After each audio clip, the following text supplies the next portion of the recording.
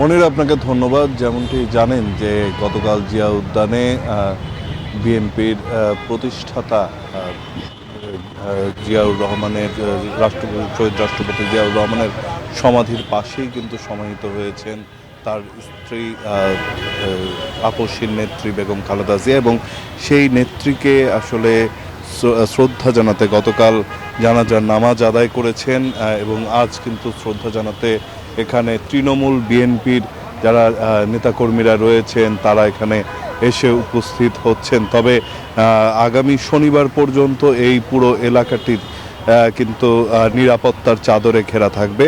এখানে সাধারণ মানুষের প্রবেশে বিধিনিষেধ আরোপ করা হয়েছে এবং রোববার থেকে এই এলাকাটি উন্মুক্ত করা হবে বলে আমরা আইন শৃঙ্খলা বাহিনীর সূত্র থেকে জানতে পেরেছি। যেমনটি দেখছেন যে তৃণমূল বিএনপি যারা নেতাকর্মীরা রয়েছেন, যারা দলের সমর্থক রয়েছেন, যারা বেগম খালেদা জিয়াকে ভালোবাসতেন, তারা কিন্তু এখানে এসেছেন। শেষবারের মতন বেগম জিয়ার কবরটি জিয়ারত করার জন্য এসেছেন, তারা তার মাগফিরাত কামনার জন্য এখানে এসেছিলেন।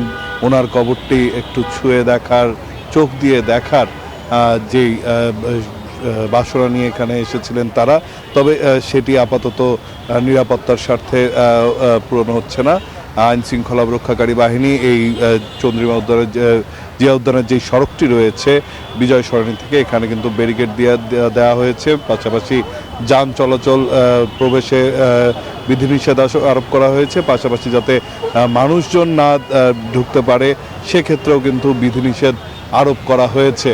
তো যেমনটি বলছিলাম যে আগামী শনিবার পর্যন্ত এই বিধিনিষেধ থাকবে এবং রোববার থেকে যতটুকু আমরা জানতে পেরেছি যে সর্বসাধারণের জন্য উন্মুক্ত করে দেয়া হবে এবং এরপরে কিন্তু রোববার থেকে এখানে বিএনপির যারা নেতাকর্মীরা রয়েছেন তারা ভিতরে প্রবেশ করতে পারবেন এবং বেগম জিয়ার কবরটি জিয়ারত করতে পারবেন, শ্রদ্ধা জানাতে পারবেন। তো এই ছিল এখন পর্যন্ত আমার কাছে এখানকার সবশেষ তথ্য।